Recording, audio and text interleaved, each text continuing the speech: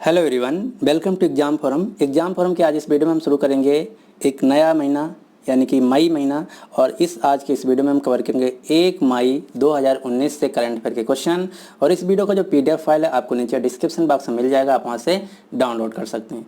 कल मैंने जो वीडियो बनाया था वो शायद 12 मिनट का बनाया था, बहुत शार्ट था और उसमें कोई एक्सप्लेनेशन नहीं दिया था। लेकिन बहुत से आज कमेंट आए थे कि सर जो वीडियो है आप 20 मिनट का बनाए या 25 मिनट का, लेकिन आप एक्सप्लेनेशन ज़रूर दीजिए।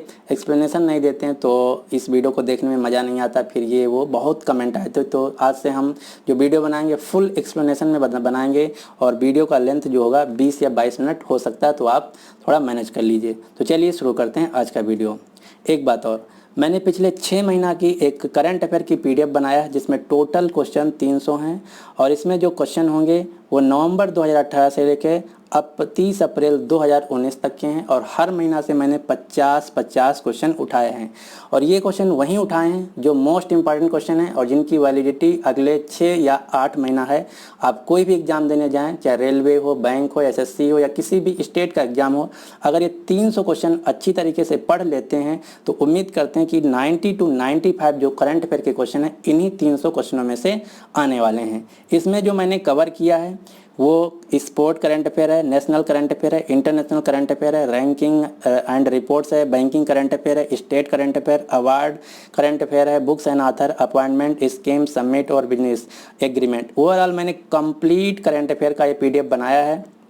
तो इसके बाद आपको कोई भी मैगजीन या फिर करंट अफेयर की किताब पढ़ने की ज़रूरत नहीं पड़ेगी। और इसमें जो क्वेश्चन है विद आंसर यानी कि क्वेश्चन के साथ मैंने आंसर दिया है।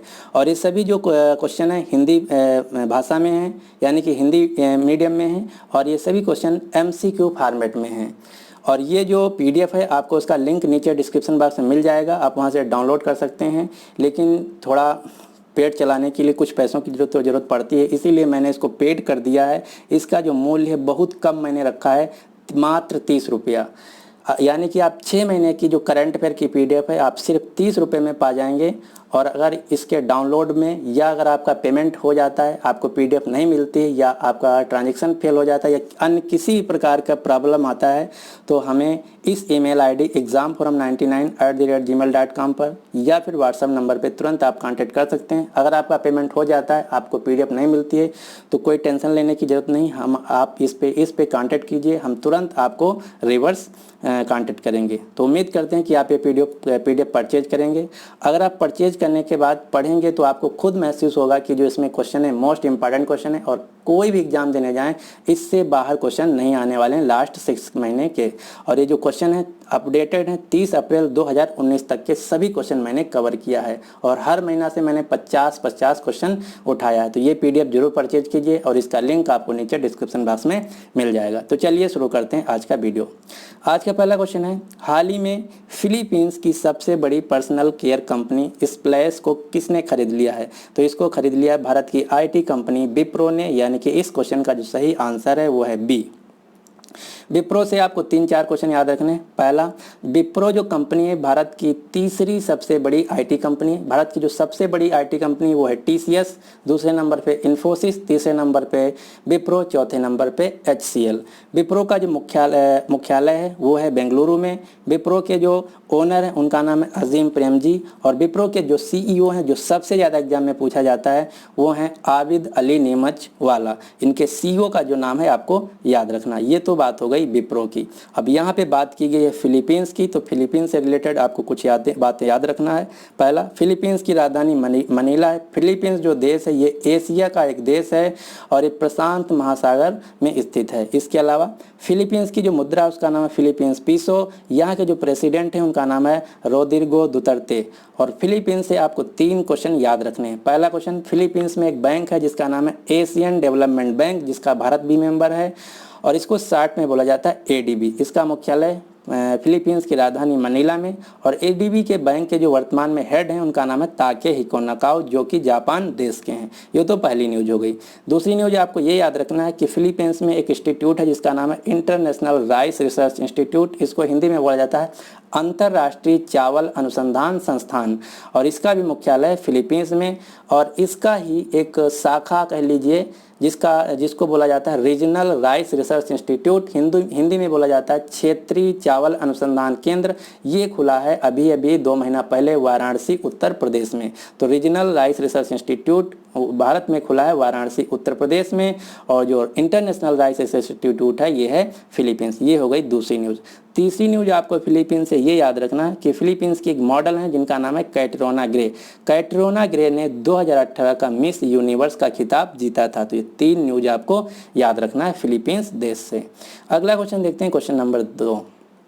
हाल ही में मेडिसन स्क्वायर गार्डन में मुकाबला करने वाले पहले भारतीय पहलवान कौन बन गए हैं? तो इनका नाम है बजरंग पुनिया।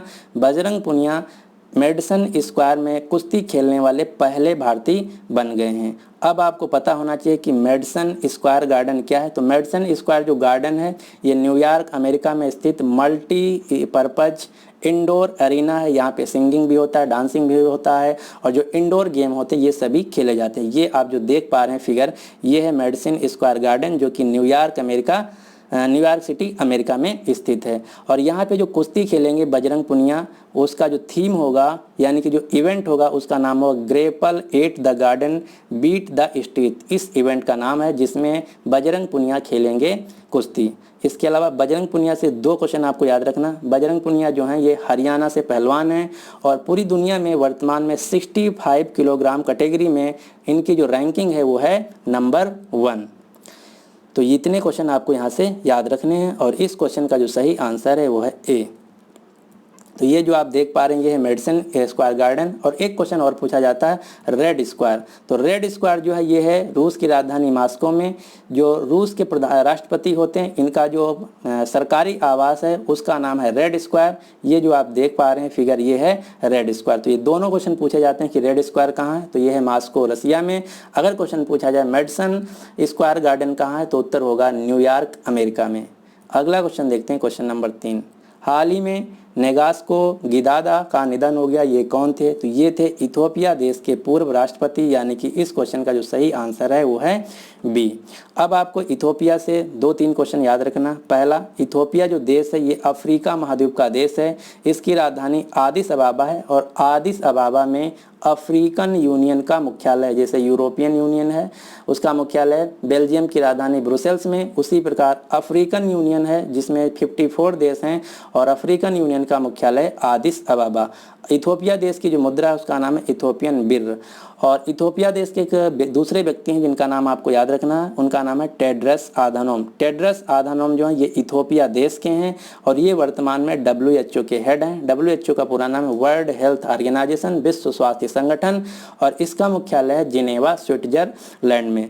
WHO ने अभी विश्व की पहली, पूरी दुनिया की पहली मलेरिया की वैक्सीन लॉन्च की है। कहाँ पे? मलावी देश में। तो ये भी क्वेश्चन आपको याद रखना है। जो मलेरिया की पहली वैक्सीन लॉन्च की गई है WHO द्वारा, मलावी देश में लॉन्च की गई है जो कि अफ्रीका महाद्वीप का देश है।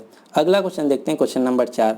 हाल ही में किस भारतीय गोल्फर को भारत गोल्फ उद्योग संघ द्वारा एक खिलाड़ी के रूप में उत्कृष्ट उपलब्धि पुरस्कार प्रदान किया गया है? तो ये जो उत्कृष्ट उपलब्धि पुरस्कार है ये दिया गया है गगनजीत भुल्लर को, यानी कि इस क्वेश्चन का जो सही आंसर है वो है ए।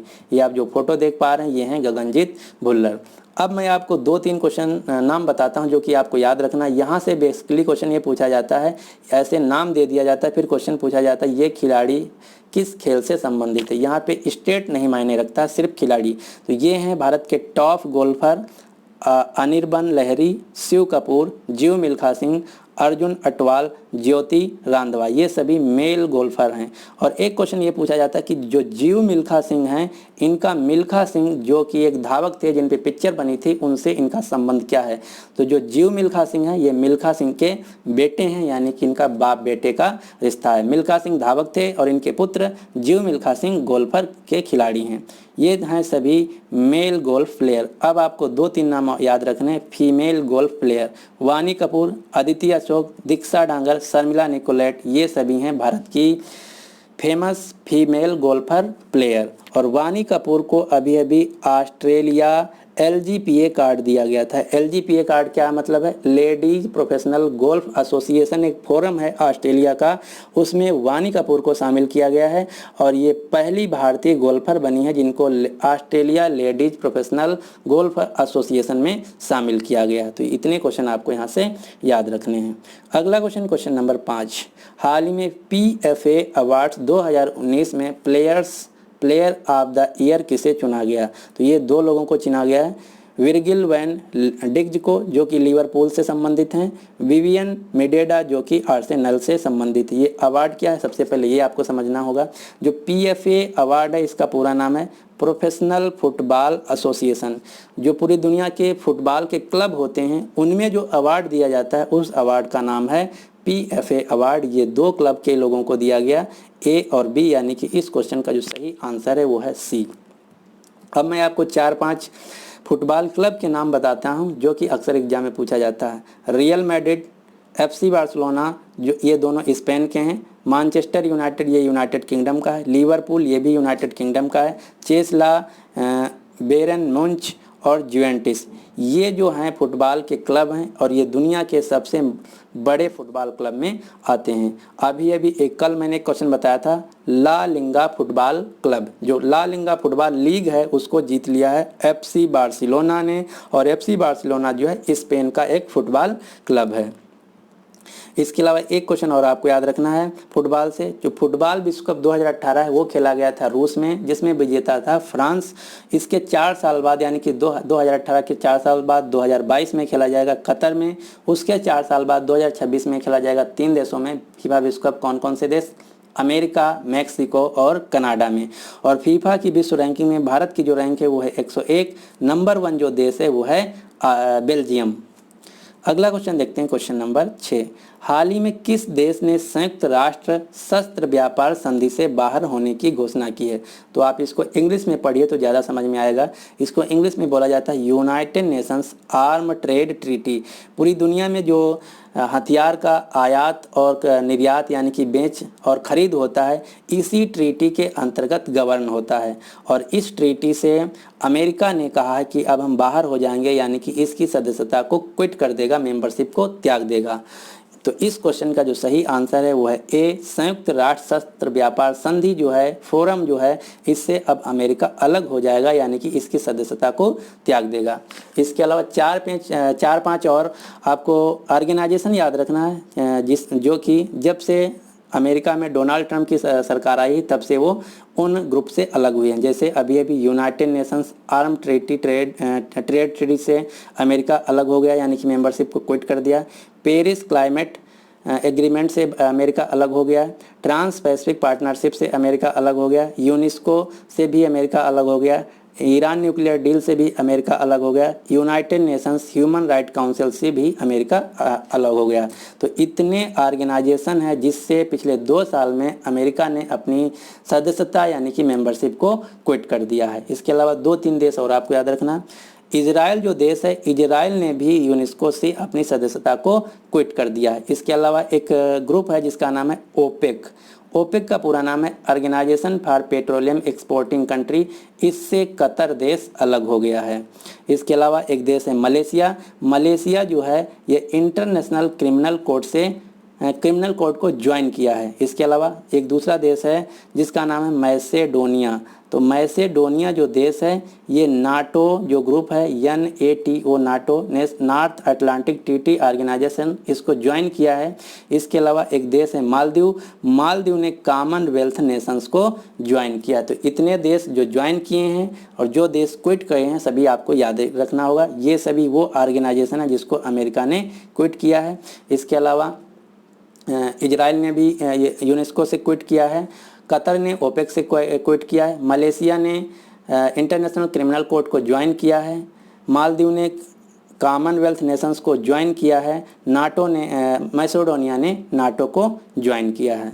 अगला क्वेश्चन, क्वेश्चन नंबर 7, हाल ही में जारी सिप्री रिपोर्ट्स के अनुसार 2018 में कौन सा देश सैन्य खर्च में शीर्ष पे रहा। तो क्वेश्चन ये है कि सिप्री की जो रिपोर्ट आई है उस रिपोर्ट के अनुसार किस देश ने अपनी जो डिफेंस सिस्टम है यानी कि मिलिट्री उस पर सबसे ज़्यादा पैसा खर्च किया है 2018 में। तो सिप्री के अनुसार 2018 में जो सबसे ज़्यादा अपनी मिलिट्री पे पैसा खर्च किया है वो नंबर 1 है पूरी दुनिया में अमेरिका, नंबर दूसरे पे है चीन, नंबर 3 पे है सऊदी अरब, और जो भारत की रैंकिंग है इस रिपोर्ट में है वो है 4।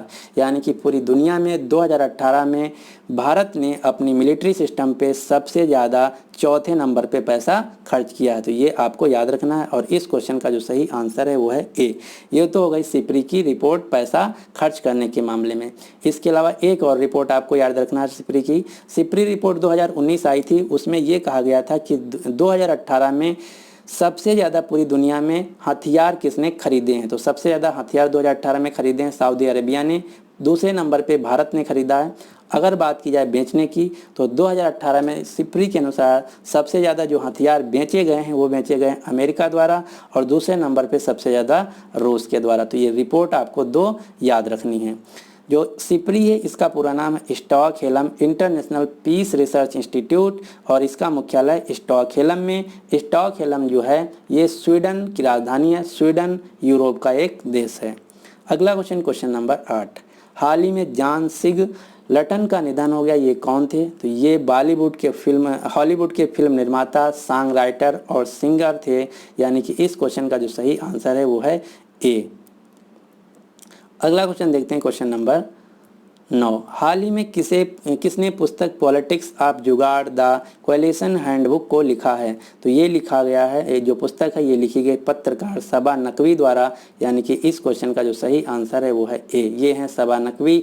इन्होंने जो पुस्तक लिखी उसका नाम है पॉलिटिक्स ऑफ जुगाड़ द कोएलिशन हैंडबुक। इसमें इन्होंने ये बताया कि 2019 के जो चुनाव होंगे उसके बाद गठबंधन की सरकार बनेगी और बहुत सी चीज़ें बताया। तो बस आपको ये पुस्तक का नाम याद रखना और इनकी राइटर सबा नकवी। अगला क्वेश्चन, क्वेश्चन नंबर 10, और आज से मैंने जो नंबर ऑफ क्वेश्चन है उनको बढ़ा दिया, 10 से 12 कर दिया है।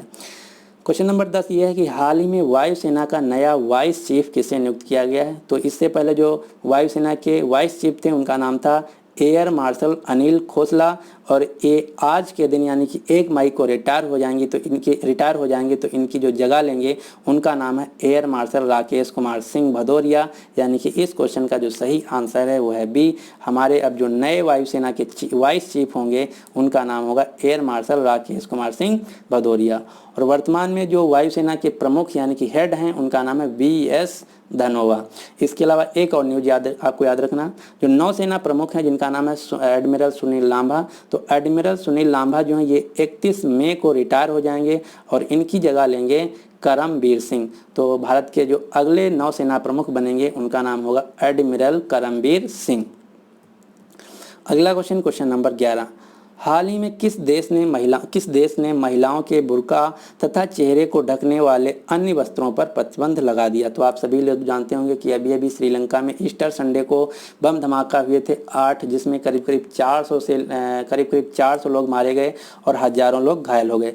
इसी को देखते हुए श्रीलंका ने अपने देश में जो महिलाएं हैं उनके बुर्का तथा मुंह ढकने वाले वस्त्रों पर प्रतिबंध लगा दिया। यानी कि इस क्वेश्चन का जो सही आंसर है वो है बी। श्रीलंका जो देश है ये एशिया का महाद्वीप का देश है। इसके जो वर्तमान में प्रधानमंत्री उनका नाम है रानिल विक्रमसिंघे। यहाँ के जो राष्ट्रपति उनका नाम मैत्रीपाला सिरिसेना और श्रीलंका की राजधानी है श्री जयवर्धने पुरेक्वट्टी। और श्रीलंका में जो मुद्रा चलता है उसका नाम है श्रीलंकन रुपी। इसके अलावा श्रीलंका से एक और न्यूज आपको याद रखना, श्रीलंका ने अभी अपना पहला सैटेलाइट यानी कि पहला उपग्रह लॉन्च किया था जिसका नाम था रावणा फर्स्ट। भारत का जो पहला उपग्रह था वो लॉन्च किया, उसका नाम था आर्यभट्ट, जो कि लॉन्च किया गया था USSR से। और इसके अलावा नेपाल ने भी अपना पहला सैटेलाइट लॉन्च किया जिसका नाम है नेपाली सैट-1, और जो नेपाली सैट-1 है ये लॉन्च किया गया है अमेरिका से। तो ये 2 सैटेलाइट आपको याद रखना, नेपाली सैट-1 जो कि नेपाल का पहला सैटेलाइट है, लॉन्च किया गया है अमेरिका से, और रावणा फर्स्ट-1 श्रीलंका का पहला सैटेलाइट है जो कि श्रीलंका से लॉन्च किया गया है। अगला क्वेश्चन, क्वेश्चन नंबर 12 और इस वीडियो का आखिरी क्वेश्चन। हाल ही में किसके द्वारा हिम मानव एति के पदचिन्ह के निशान देखे जाने का दावा किया गया? तो ये आप जो निशान देख पा रहे हैं ये हैं हिम मानव एति के, और ये दावा किया गया है भारतीय वायुसेना द्वारा, यानी कि इस क्वेश्चन का जो सही आंसर है वो है ए। वर्तमान में जो भारतीय वायुसेना है उसके प्रमुख हैं जनरल बिपिन रावत, और भारतीय वायुसेना ने अभी कहा है कि जो महिलाएं हैं अब भारतीय सेना में एज अ सोल्जर रिक्रूट की जाएंगी। इससे पहले भारतीय सेना में महिलाएं सिर्फ एज अ ऑफिसर यानी कि अधिकारी के तौर पे रिक्रूट होती थी, लेकिन अब भारतीय सेना जो है महिलाओं को सैनिक के तौर पे भी रिक्रूट करेगी। तो ये है इस वीडियो का आखिरी क्वेश्चन। अब आपके लिए क्वेश्चन क्या है कि हाल ही में belt and road forum initiative जो है इस पर सम्मेलन कहाँ आयोजित किया गया? तो इस क्वेश्चन का जो सही आंसर है आपको नीचे कमेंट बॉक्स में देना होगा। तो उम्मीद करते हैं कि रोज़ की तरह आज भी आपको कुछ नया सीखने को मिला होगा। अगर आपको वीडियो अच्छा लगा तो प्लीज़ इस वीडियो को लाइक कर दीजिए और ज़्यादा से ज़्यादा शेयर कर दीजिए।